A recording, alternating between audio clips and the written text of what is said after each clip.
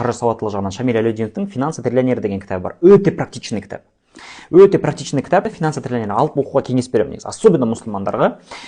Ішінде мынандай керемет сөз бар, жаңа жинауға байланысты да. Былай дейді, қараңызшы. Келіп түсіп жатқан ақшаны дейді, оған былай назар қоюды қойыңыз дейді. Яғни осындай бір қарым-қатынас қоюды. Қандай қарым-қатынас? Тезірек құртып бір ләззат алуға болатындай, ләззат алу инструменті ретінде көруді қойыңыз ақшаны дейді. Ақша ләззат алу инструменті емес.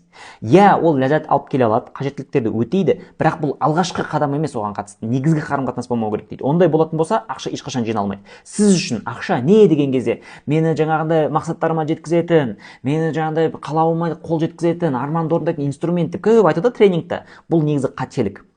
Өйткені қараңыз, ақшаны ләззат инструмент ретінде көру, кішкентай кезінде айтады, қараңыз, в детстве сладости, жвачки, газировка. Кішкентай кезде бізге айтады ғой, біз айтамыз ғой, мама ақша берші, папа ақша берші, не істейсің десе бірдеңке аламын дегеннен пайда. Бәрімізде болған нәрсе, дұрыс па?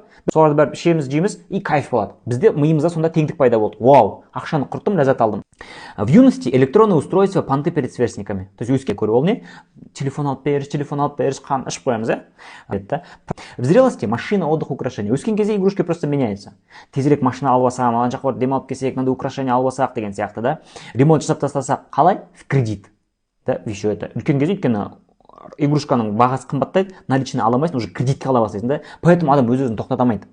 Покупка дорогой одежды, питание в ресторанах.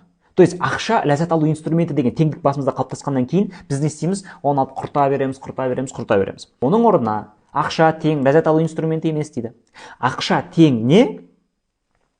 Бұл байлықтың кілті және ақыреттегі жетістік деп қой дейді. Мұсылман үшін бұл тем более маңызды. Ақшаны дұрыс бағыттай алу, зекет, садақа, дүние мүлкіңді беру, бұл негізі ақыретте сенің жәннатқа кіруіңе себепкер болатын амал ғой, Алланың қалауымен, дұрыс па? Дұрыс.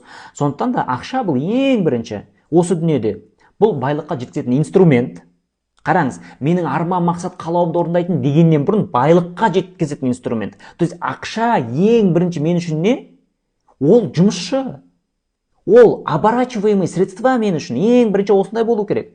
Түскен ақша, қазір долларға айырбастауға болады, евроға айырбастауға, алтын слитқа айырбастауға болады, ана жаққа оборотқа салуға болады, мынандай количество товар алуға. Мен үшін осы ең бірінші. Неге? Өйткені мен түсінемін. Просто келген ақша бірден ләззат алу емес. Ол өзі сияқтыларды параждать етіп жұмыс істеп келген кезде соған мен өмір сүре аламын, соған мен ләззат алатын инструмент ала аламын. А пока басында келген кезде это байлықтың әлі инструменті. А потом ол еще жұмыс жасайды, окей, хайыр, жұмыс жасады, дивиденд алып келіп жатыр ғой. Оның өзінде бірден жаңағындай өзімді ойламауым керек мен.